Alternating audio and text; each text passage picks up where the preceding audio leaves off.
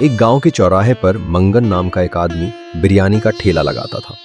उसने बड़े बड़े अक्षरों में लिखा था, 10 रुपए में बिरयानी की प्लेट। लोग हैरान होकर आने लगे। इतनी सस्ती बिरयानी? भीड़ जमा हो गई। एक बूढ़ा आदमी आगे बढ़ा और बोला, बेटा बहुत दिनों से भूखा हूं, एक प्लेट दे दो, पुण्य मिलेगा। मंगन हंसते हुए बोला, पुण्य से पेट नहीं भरता बाबा, पीछे हटो। ग्राहकों ने बिरयानी खाई और बहुत तारीफ की। वाह, बहुत स्वाद है। खाने के बाद मंगन बोला, आप दोनों के 60 रुपए हुए। लोग चौंक गए। 10 रुपए प्लेट लिखी है। मंगन बोला, प्लेट 10 रुपए की है, बिरयानी 50 रुपए की, दोनों अलग अलग हैं। इस तरह वो रोज लोगों को धोखा देकर खूब पैसा कमाने लगा। उसी गांव में महेश नाम का मजदूर अपनी पत्नी नंदिनी के साथ रहता था। महेश दिन भर मेहनत करता और नंदिनी घर संभालती। एक दिन वही बूढ़ा आदमी महेश से मिला। बेटा मुझे बिरयानी खिला दो।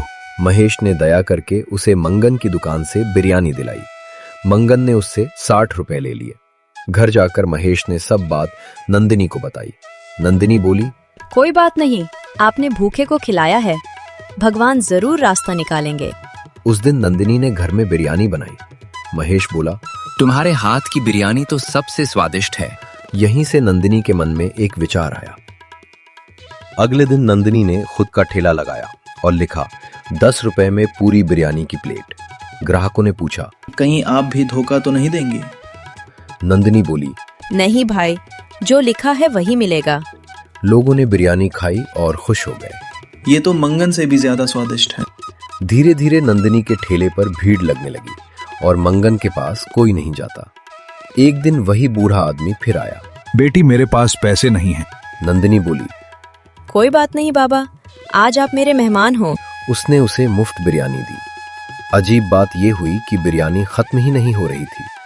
जितने लोग खाते गए, पतीला उतना ही भरा दिखता गया। उस दिन नंदिनी ने खूब कमाई की। मंगन को जलन हो गई। एक दिन नंदिनी कुछ काम से कुछ देर के लिए घर गई थी, तब उसने चुपके से नंदिनी के पतीले में खराब चीज मिला दी। मगर मंगन यह नहीं जानता था कि कुछ दूरी पर वही बूढ़ा आदमी सब देख रहा था। थोड़ी देर बाद कुछ लोगों के पेट में दर्द होने लगा। सबने सोचा यह नंदिनी की बिरयानी की वजह से हुआ है। लोग उसे महाराज के दरबार में ले गए। दरबार में गवाह बोले, हमें जिस बिरयानी से परेशानी हुई वो मंगन की थी, नंदिनी की नहीं। मंगन घबरा गया।